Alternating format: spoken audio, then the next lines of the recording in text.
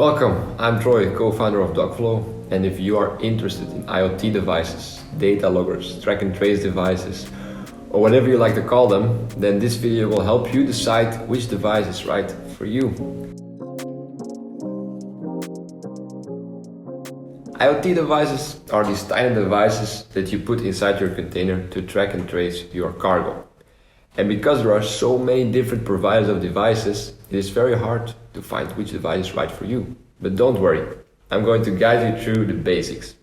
At the end of this video, you'll know exactly what device is useful for you. The first question you must ask yourself is, what data do I want to have about my cargo? These days, the devices can do more than just tracking location data. They can measure temperature, detect if the container was opened, detect and record shocks, monitor humidity, etc. The second question you should ask yourself is just as important. Am I able to put the devices in a container and get them back? Putting them inside a container is one thing. They have magnets or stickers, and that's pretty easy. And I'll bet you'll find a way to do it yourself or find a subcontractor who would do it for you. But can you get those devices back once they reach their final destination? The answer to this question is mostly related to the relationship you have with the consignee and how good they are in overseeing their operations, as it is quite complex. Multiple sensors must be detached from a container, put in a box or an envelope, and then sent back to the right address. If you're able to get the sensor back, then it makes more sense to buy a multiple use sensor. These devices are more expensive and cost around 100 and 200 euro, but can be used for a couple of years. Of course, you may not forget the cost of shipping them back to you.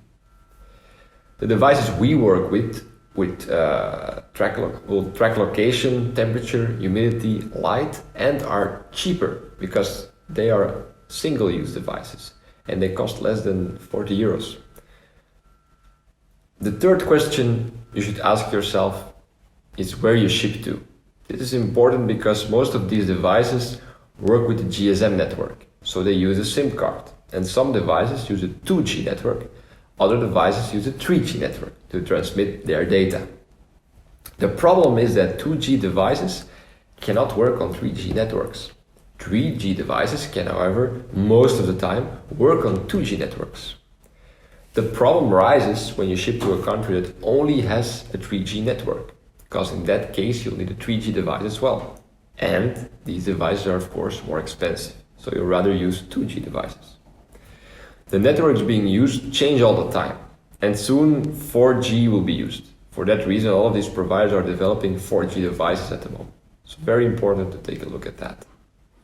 Then, fourth question, how do you want to receive this information?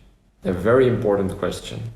Since the data sitting somewhere in a cloud is useless. You want a system that shows you the data of these sensors in a visual and user-friendly way. That's why most of these devices come with a platform. There's a lot of difference between these different providers. Some platforms are great, others are a little bit old school, but they work. However, the most important limitation we see is that some of these platforms are hard to integrate with, and to integrate them with your existing systems. And in our opinion, it makes no sense to have a separate platform to check the data you have from your carrier, then go back to your transport management system, then go back to your inbox, then go back to the carrier website, and then check the platform of these different sensors. If you really want to be productive, you want all this data, this logistics data, together with the data of the sensors. And that's actually what Dockflow does. We bring all of this data together in a visual and user-friendly platform. There's so much more to know about IoT devices than I'm able to tell you in one video. So for that reason, we have made a guide where we provide you with all information for your specific case. And you can download that guide in the description below. Thanks for watching this episode of the School of Logistics. If you like this video, make sure to subscribe. If you're feeling extra generous, hit the like button and the notification bell, and you'll get notified of our newest videos.